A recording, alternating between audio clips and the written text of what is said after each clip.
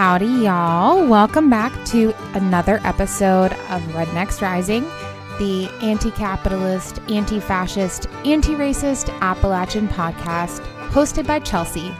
That's me.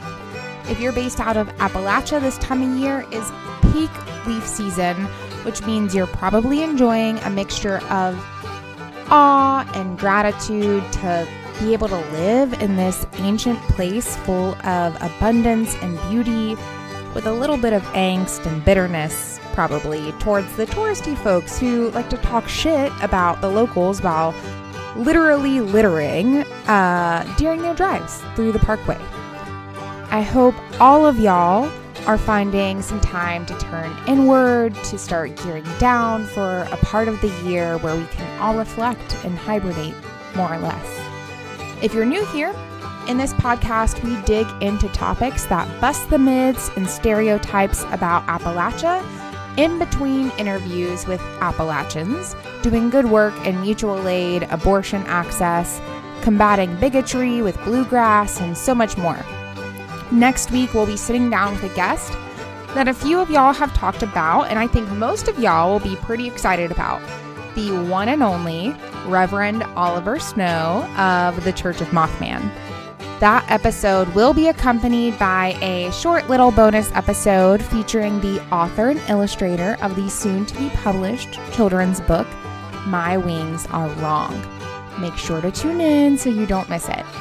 But for today's episode, it's just me and you, baby. So in honor of spooky season, we're gonna pretend that we are sitting around a campfire together in the cold Appalachian forest as the crisp leaves fall around us and the animals grow quiet in preparation for the bitter winter ahead.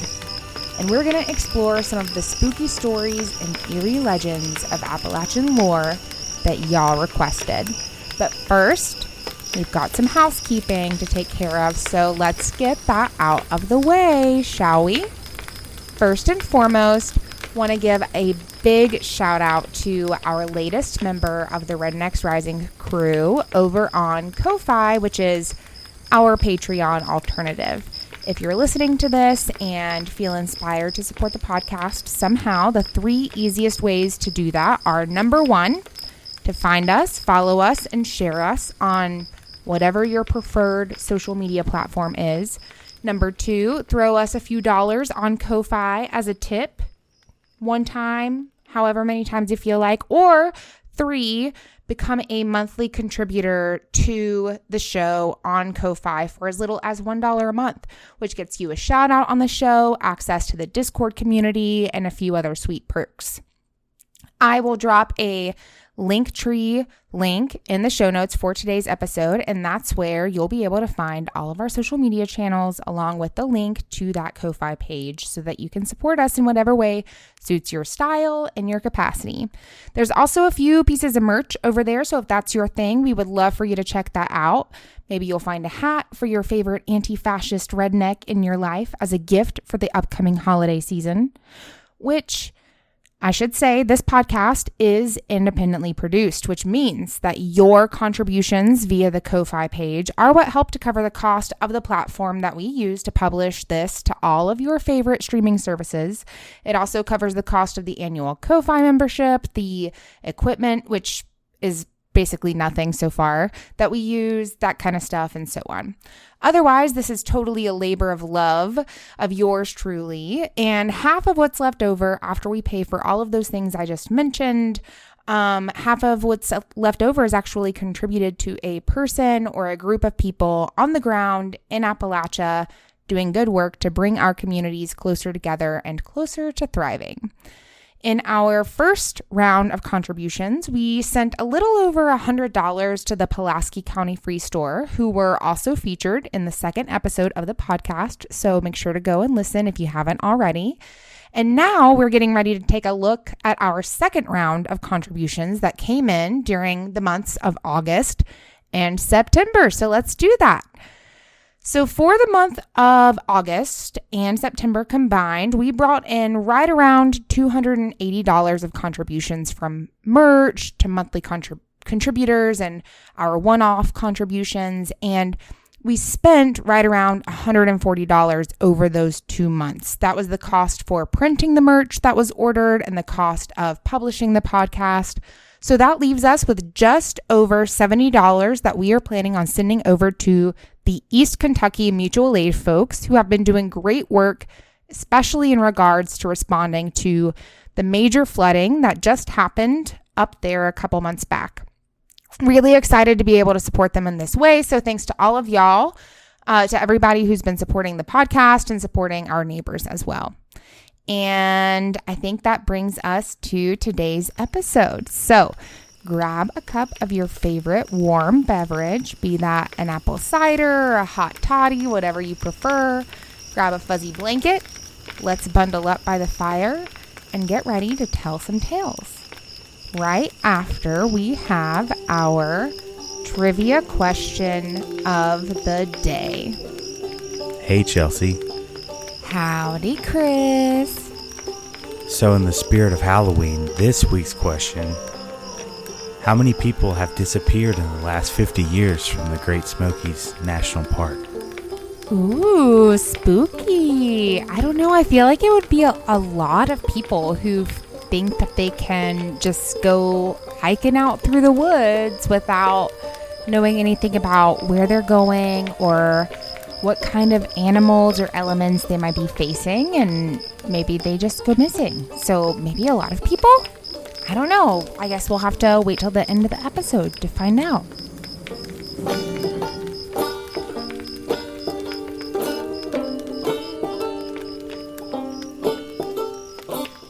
All right, y'all. We couldn't start this episode with any other story than the one and only TailyPo. Quite honestly, it would be blasphemous of us to even try. And that's because if your Appalachian childhoods were anything like mine, this was a story that was played on cassette tape around spooky season every year. In my experience, it was most commonly played in art class during elementary school. So I'm going to give y'all my rendition of the story here in a minute, but before I get started, for those of you who have never heard of this before, the TailyPo is said to be a creature of North American folklore, particularly in Appalachia. Sometimes it might be called the TailyBone or some other similar name. Y'all get the gist as we go through the story, so let's just go ahead and get started. As the story goes, there was an old man who lived alone in the middle of the forest, probably around 60 years old, and nobody knew his real name. Most folks just called him Old Jake. Now, Old Jake had 3 loyal hunting dogs that kept him company on the long, lonely nights, and their names were I Know, You Know, and Calico. Old Jake lived in a cabin that he had built himself way back deep in the woods. It wasn't very big, but it was big enough for Old Jake and the dogs, and the cabin only had one room in it. The room served as the bedroom, the living room, the dining room, and the kitchen all together. At the end of one room, there was a big open fireplace where he would cook his supper and warm up his bones on the cold winter nights. And Old Jake, like most rural folks in the time, got his food by hunting and fishing and tending to a little garden where he planted vegetables. During the warm months, there was more than enough food to go around, but in the colder months, when there were less rabbits for hunting and it was harder to grow vegetables, it could be awfully hard to keep his belly full. So one cold winter night, Old Jake's stomach started to grumble, and there wasn't a bite to eat in the cupboard, save for a few moldy potatoes, and he stoked the fire in the fireplace to keep the cabin warm while he slept, and he decided he would just try to go to bed. And just as he was about to fall asleep, he hears a noise, kind of like a scratching. He opens his eyes, and he sees a shadow moving across the wall. And when he sat up in bed and peered into the darkness, he was filled with terror. Sitting across the room from him was a creature like nothing he had ever seen before. It was short and stubby. It had pointed ears and bright yellow eyes that seemed to glow in the dark. Its body was covered in thick black fur. It had big, sharp claws and a long, thick tail. Old Jake sat frozen in fear for a minute. having a staring contest with the creature until he grabbed his hunting knife and lunged at the thing. It sprang up and scurried out of a hole that it had clawed in the cabin wall. The creature was fast, but so was Jake. Right as it went through the hole, Jake brought his knife down square on that big old tail and chopped it clean off. The creature let out a horrible screech and disappeared into the night. Old Jake was left standing there with a long, thick tail in one hand and a bloody knife in the other. Jake was about to throw the tail outside when he felt his stomach rumble once again, and his hunger was just gnawing at him, so he decided to take the tail and clean it real good, and then he threw it in a stew with those old moldy potatoes. And once his stomach was good and full of stew, old Jake plugged up that hole in the cabin wall with some old rags and newspapers and then got back into bed and drifted off to sleep. He wasn't asleep very long before he got woken up again by a strange noise. That scratching. It sounded like something was scratching at the walls of the cabin, so old Jake got real quiet in the hopes that whatever was scratching might move along. He heard it scratch, scratch, scratch before he heard a strange hissing noise from outside. "TailyPo, TailyPo, I want my TailyPo." Old Jake was shook, but thought his imagination was getting the best of him until he heard the voice again. "TailyPo, TailyPo, I want my TailyPo." Old Jake jumped out of bed, ran to the front door, and threw it open. He called into the darkness for his dogs. "I know, you know, Calico, get over here." The dogs came tearing up to the cabin and ran around, barking and sniffing and snarling, and old Jake heard them chase the creature well off into the woods.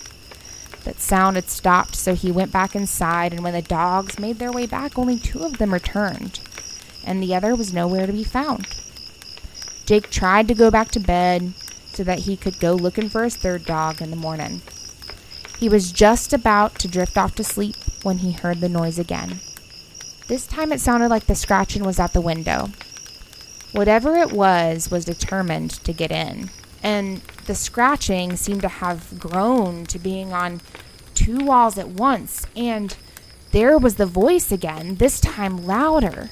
"TailyPo, TailyPo, where's my TailyPo?"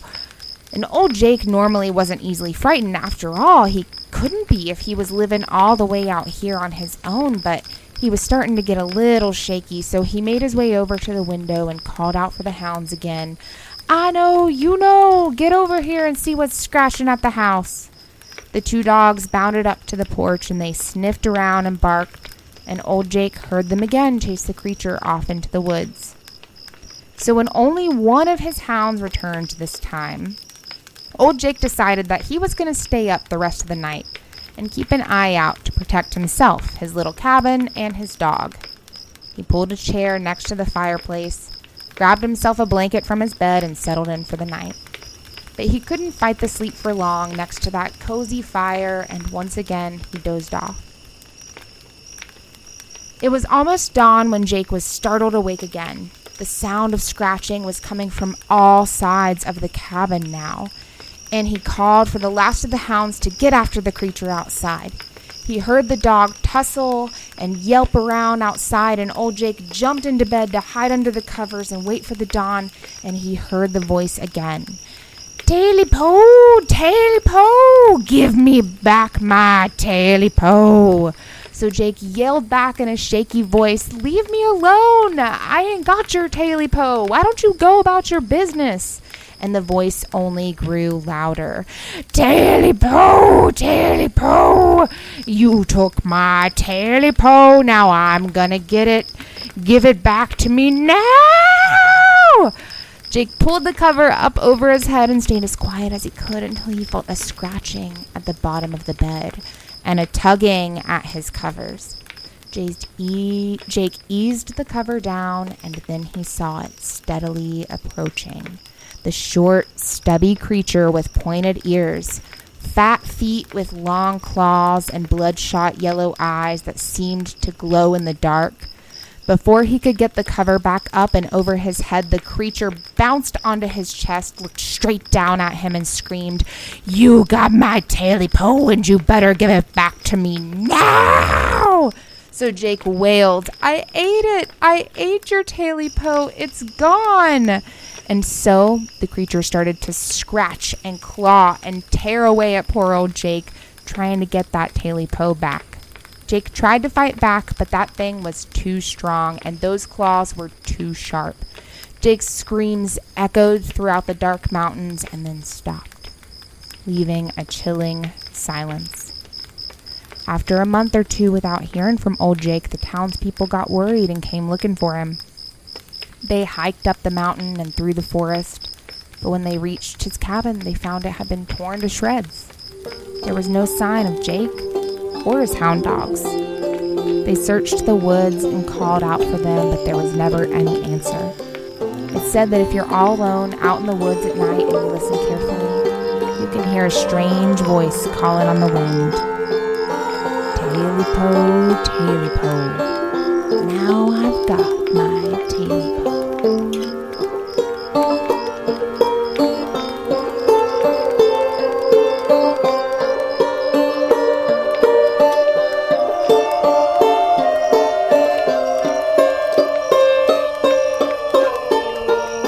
So for our next story, I wanted to share another one that I heard every year on that very same cassette tape, but which has a little more depth and history to it. So this next story is about Spearfinger, and this is about a Cherokee legend that's said to have lived along the eastern Tennessee and western North Carolina area, which is where I'm from. And as the legend says, long ago, there dwelt in the mountains a terrible woman, mountain, ogre, monster, troll thing, whose food was human livers. She was able to shapeshift to suit her agenda, but in her most common form, she looked like an old woman. And in her natural form, she looked like an old woman, except for that her skin was hard like stone. No arrow, no blade could pierce it. And on her right hand, she had a finger that was pointed like a spear that she would use to stab those who she could get close enough to and eat their liver with it. It's said that Spearfinger had such powers over stone that she could easily lift and carry immense, huge rocks and could cement them, combine them together by merely striking one against the other. And so to get over rough country more easily, she would build great rock bridges through the air. And she planned to start one such rock bridge from Tree Rock on Hiawassee over to Whiteside Mountain on the Blue Ridge. And she had it well started, according to legend, from the top of the Tree Rock when lightning struck it and scattered fragments of rock all along the whole ridge, where the pieces can still be seen by those who go there. They say that sometimes an old woman would approach along the trail where the children were picking strawberries or playing near the village. And the old woman would say to them coaxingly, "Come, my children, come to your granny and let granny dress your hair." When some little girl ran up and would lay her head on the old woman's lap to be petted and combed, the old witch would gently run her fingers through the child's hair until the child went to sleep. And that's when she would stab the little one through the heart or through the back of the neck with that long spear finger which she had kept hidden under her robe until that point. Then she would take that finger and use it to pluck out the child's liver and eat it. They also say that she would enter houses by taking on the appearance of one of the family members who may have gone out for a short time. And she would watch for her chance to stab someone with her long finger and take out their liver. She could stab someone without being noticed, and often the victim wouldn't even notice for themselves at the time, because she would leave no wound and she would cause no pain. But the victim would go about their own affairs until all at once they felt weak and began gradually to pine away. And they were always sure to die because Spearfinger had taken their liver. When the Cherokee went out in the fall, according to their legend, to burn the leaves off from the mountains in order to get the chestnuts on the ground, they were never safe, for the old witch was always on the lookout. And as soon as she saw the smoke rise, she would know that their people were there, and she would sneak up and try to surprise one of them alone. So as well as they could, they tried to keep together, and they were very cautious of allowing any stranger to approach the camp. But if one went down to the spring for a drink, they never knew, but it might be the liver-eater monster that came back and sat with them. So finally, at some point, a great council was said to be held to devise some means to get rid of Spearfinger before she could destroy all of them. And people came from all around, and after much talk, it was decided that the best way would be to trap her in a pitfall where all the warriors could attack her at once. So they dug a deep pitfall across the trail and covered it over with earth and grass as if it had never been disturbed. Then they kindled a large fire of brush near the trail and hid themselves in the laurels because they knew she would come as soon as she saw the smoke. And sure enough, they soon saw the old woman coming along the trail. She looked like an old woman who they all knew pretty well from the village, and although several of the wiser men wanted to shoot at her, the others interfered because they didn't want to hurt one of their own people. And the old woman came slowly along the trail with one hand under her blanket until she stepped upon the pitfall and tumbled through the brush into the deep hole below. Then all at once she showed her true nature, and instead of the feeble old woman, there was the terrible mountain troll with her stony skin and her sharp spear finger reaching out in every direction for someone to stab. The hunters rushed out from the thicket and surrounded the pit, but shoot as true and as often as they could, their arrows just would strike the stony skin of the witch and be broken and fall useless at her feet, while she taunted them and tried to climb out of the pit to get at them. They kept out of her reach, but they were only wasting their arrows when a small bird, the titmouse, perched on a tree overhead and began to sing. They thought it was saying the Cherokee word for heart, meaning that they should aim at the heart of the stone witch. So they directed their arrows where the heart should be, but the arrows only glanced off with the flint heads broken. And then they caught the titmouse and cut off its tongue, so that ever since then, its tongue is short and everyone knows it's a liar. And when the hunters let it go, it flew straight up into the sky until it was out of sight and never came back again. And they kept up the fight without any more results until another bird, a little chickadee, flew down from a tree and landed upon the witch's right hand. The warriors took this as a sign that they should aim there, and they were right, because her heart was on the inside of her hand, which she kept doubled into a fist. It was the same hand with the spear finger that she had used to stab so many people. And now she was frightened, and she began to rush furiously at them with that long finger, and she began to jump about in the pit to dodge the arrows until at last one lucky arrow struck just where the awl joined her wrist, and she fell down dead. And ever since then, according to legend, the chickadee is known as a truth teller. And when a person is away on a journey, if this bird comes and perches near the house and chirps its song, that person's friends know that they'll soon be home safe.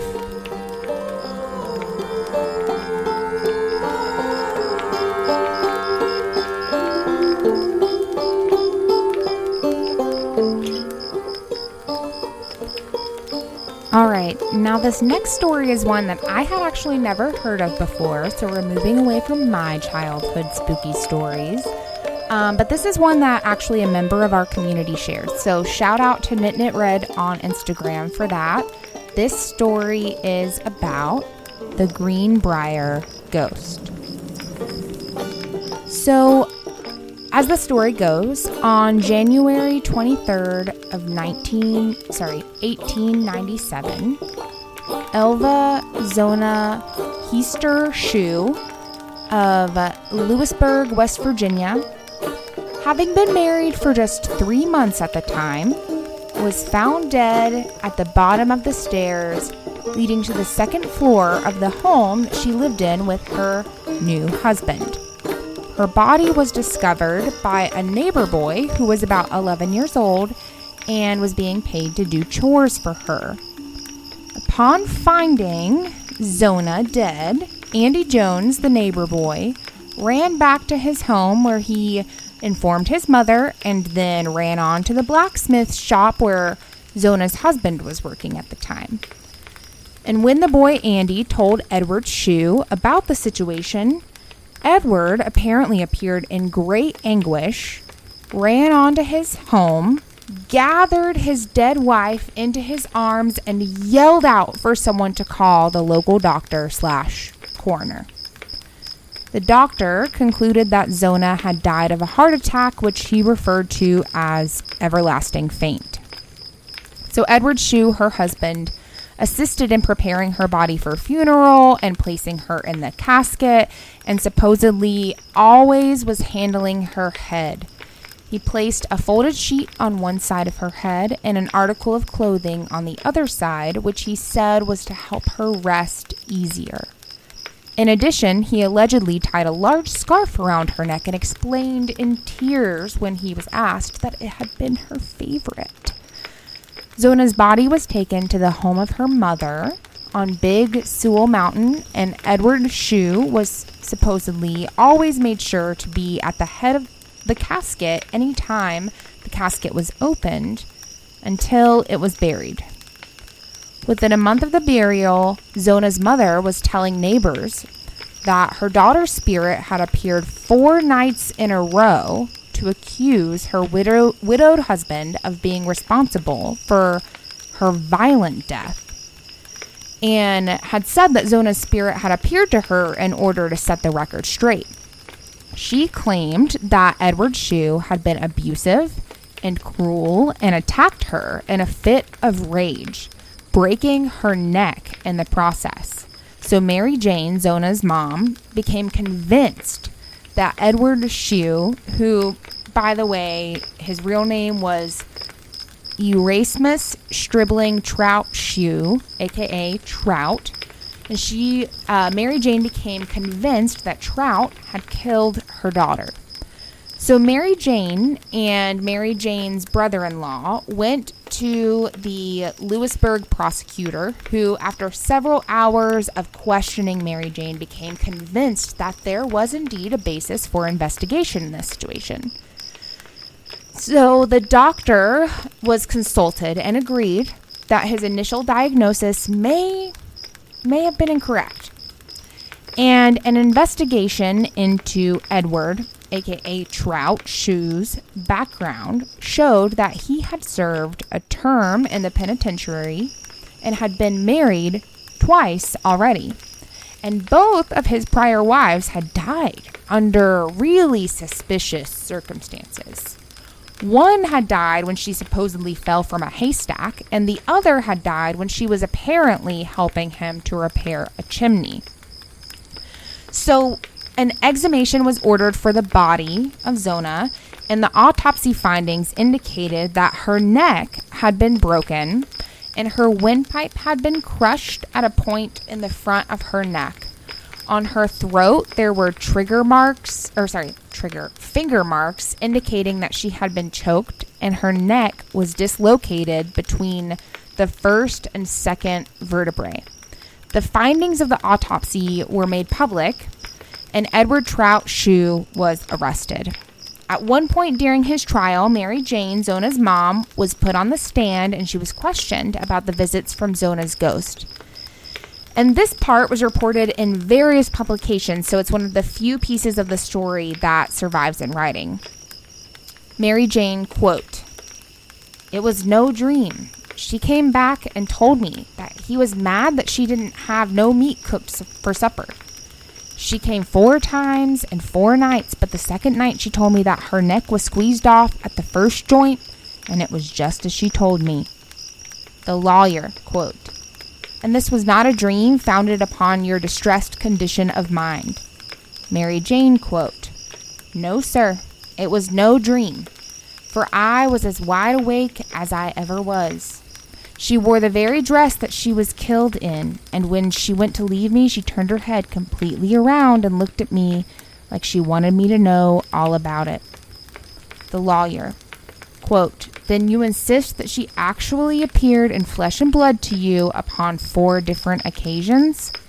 Mary Jane, quote, "Yes, sir." Edward was charged with murder and taken to jail until he was convicted of murder after just 1 hour and 10 minutes of jury deliberation. Zona's case remains, to this day, a one-of-a-kind event in this so-called judicial system, the only case in which the word of a ghost helped to solve a crime and convict a murderer. For real, this is the only documented case in which a ghost's testimony convicted a murderer in the American court of law. And yet, just when you think that the judicial system can't be that bad if it gives ghosts and other interdimensional beings a say in the matter of presenting evidence, we're just gonna burst that bubble real quick because this is the kind of show that you signed up for.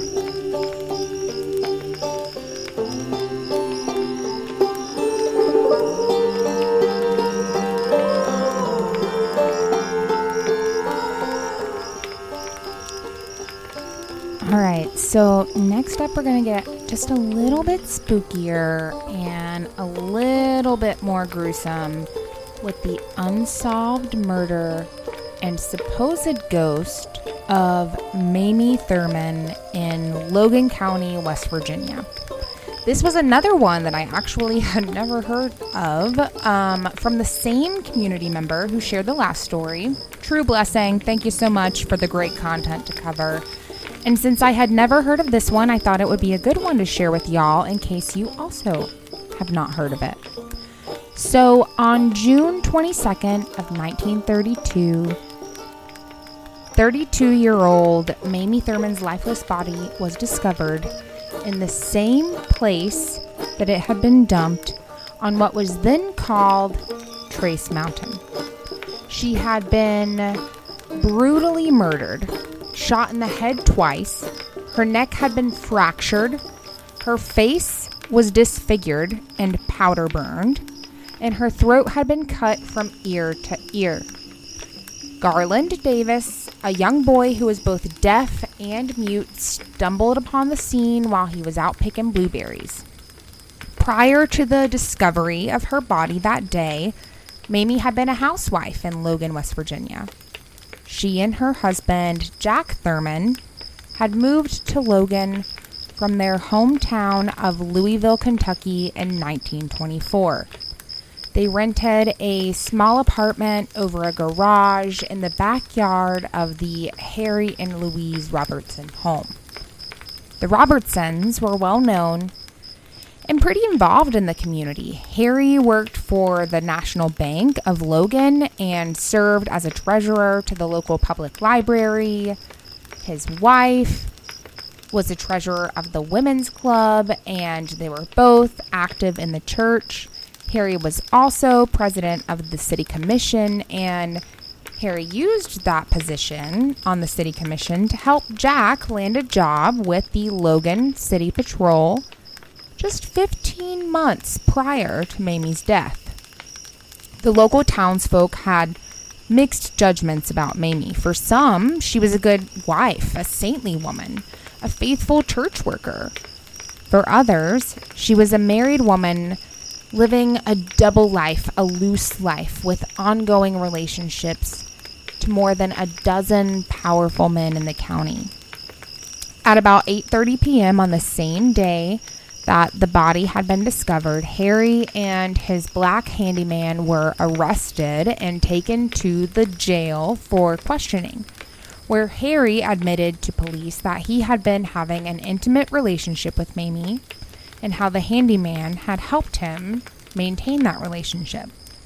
The handyman, a man by the name of Clarence Stevenson, had never been married and lived in the attic of the Robertson home, where he served the Robertson family by completing a lot of odd jobs, along with feeding and caring for the dogs that Harry kept for his hunting. Harry's story was that he would tell his wife he was going fox hunting, and he and Clarence would take their guns and drive off to a rendezvous point with Mamie.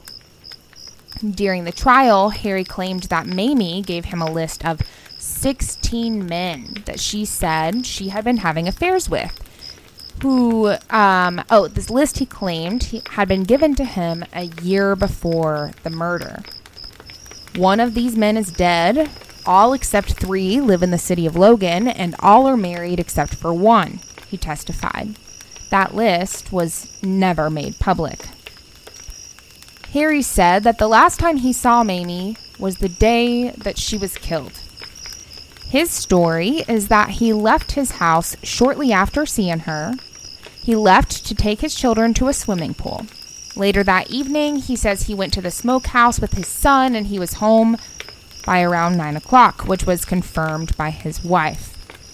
After a 4-day inquiry, the jury ended without indicting Harry Robertson. Clarence Stevenson, the black handyman, on the other hand, was indicted and stood trial by the grand jury.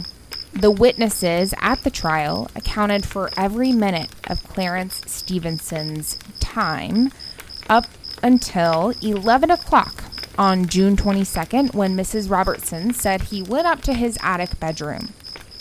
And yet the jury was only out for 50 minutes before returning with a guilty verdict and a recommendation of mercy, which carried a life sentence. Mr. Clarence Stevenson's attorney immediately entered a motion for a new trial.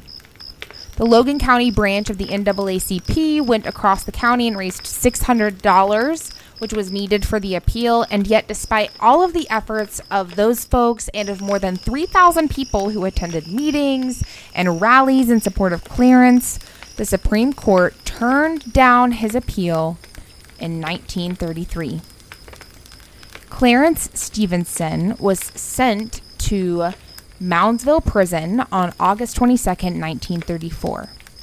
On June 11, 1939, he was transferred to Huttonsville Prison Farm, where he died of stomach cancer in April of 1942.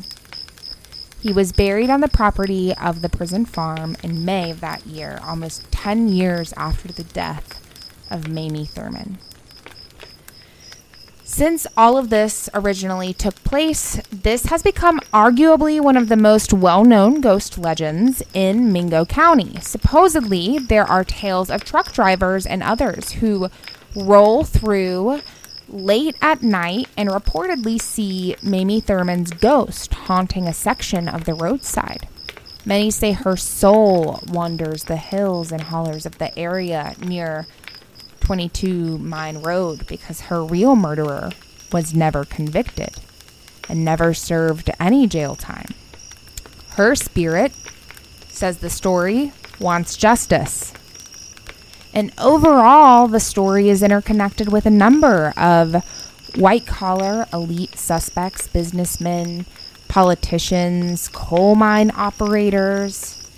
It was an intense community scandal, and it's even been labeled by one reviewer as the Hillbilly Black Dahlia. And despite the whole ghost story that goes along with this unsolved murder, I think the real horror of this story is the white supremacist capitalism that haunts all of us, that kills us, that blames our deaths on all the wrong people and pits us against each other. And what a better note to end today's show on.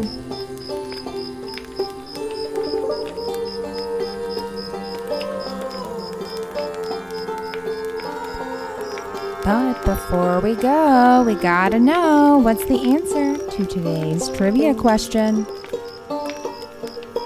Hey, Chelsea. So this week's question was, how many people have disappeared from the Great Smokies National Park in the last 50 years? The answer is 4. Ooh, that's honestly less than I would have thought. Well, these are actually cold cases. They disappeared without a trace. Their ages range from 6 years old to 58 years old.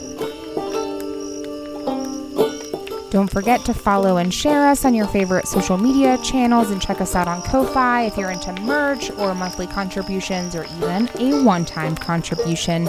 And we will see y'all next week with our interview with Reverend Oliver Snow with the Church of Mothman and our friends from My Wings Are Wrong.